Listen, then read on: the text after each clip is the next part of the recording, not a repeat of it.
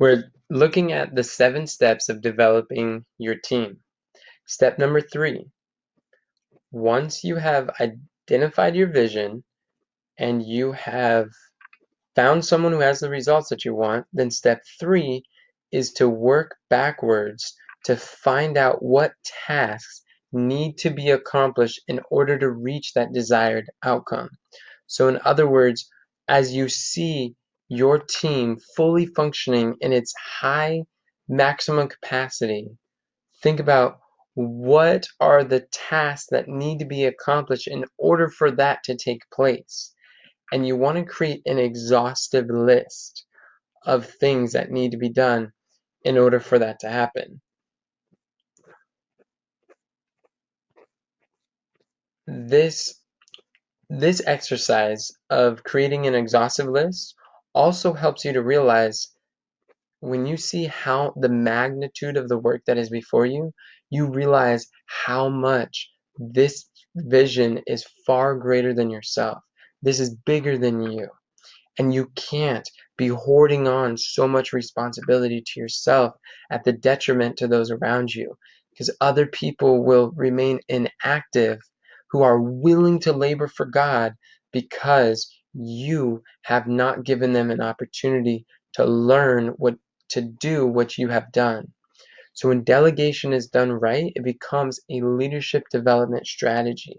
And you are giving people opportunities to use their talents and to grow. That's the vision of the Army of Youth, is to help every young person identify their unique talents and dedicate them to the Lord's army. They can't use their talents for God unless you give them the opportunity to be a part of your team, your ministry, your organization, so that they can have a unique and special part to play in this grand work of salvation of souls. So if we don't realize that, if we don't do this exhaustive list of all the tasks, and I mean every task that you can prayerfully meditate and conceive, and make this exhaustive list, the more exhaustive, the more this will help you in the future. I promise you.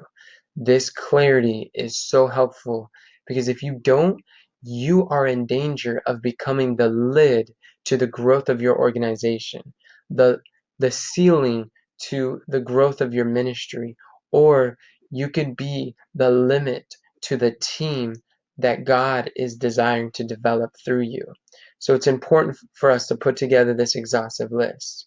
And think about it.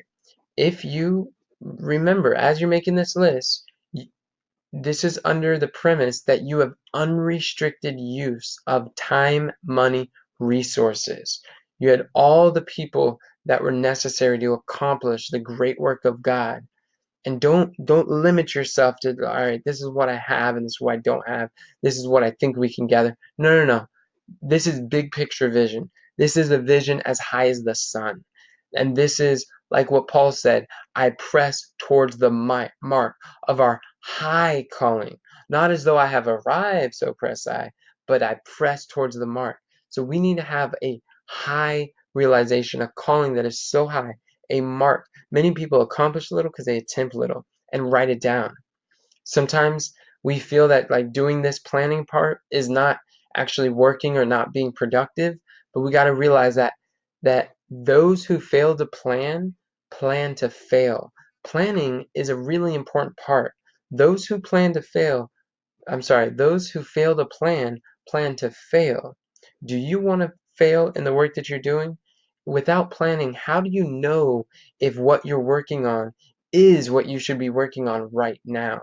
There's many things for you to be able to do, but how do you know that this is what is needed for the ministry or your team at this time? You won't unless you have a plan. So creating an exhaustive list is an important part. And what you want to do is just make a list as fast as you can, jot down 100 things at least of what needs to be accomplished, what tasks need to be done in order to operate this. And don't worry about the order right now. Do what I call is you're making a sloppy list.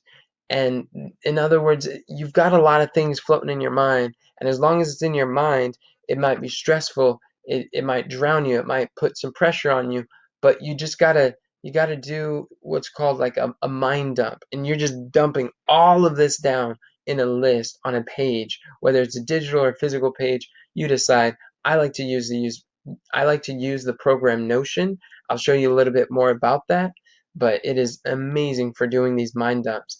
And you just want to get it all on pages so that once you see it, you're able to view the what is needed to be done.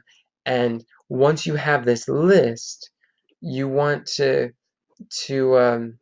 another thing to keep in mind is with this list, the smaller the tasks, the better. The easier to accomplish, the more simple they're explained. When you have these big goals and these big chunks, like for instance, write a book. Well, write a book has a lot of details. It's going to be more vague. You want to say like, well, there's a cover that needs to be designed. There's the pages that need to be read. There's proofreading of the book that needs to be accomplished.